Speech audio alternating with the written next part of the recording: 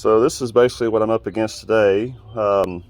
First large job since returning to work after breaking my hip.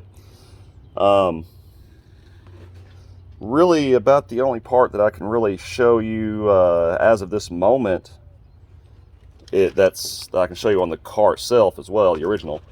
There's this end of this, but as you can see, this is a whole long, large piece, but just this hose. Let me try to get, yeah. So basically, you see this little clamp here, that's this top clamp here.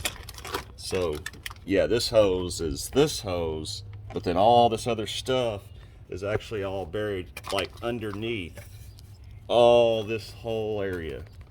So I've got to take essentially this whole area apart, got to support the engine and take an engine mount off this side, and even take apart a lot of all this area just to even access this little thing. And this is really just for positive crankcase ventilation and to separate the oil out.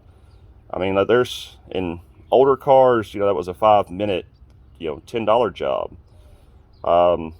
Even some modern cars like Audis and Volkswagens that will make it a little more complex. You're still just talking about a $100, $200 job, and that's just because the part can be kind of expensive. Usually the work's still on top pretty easy.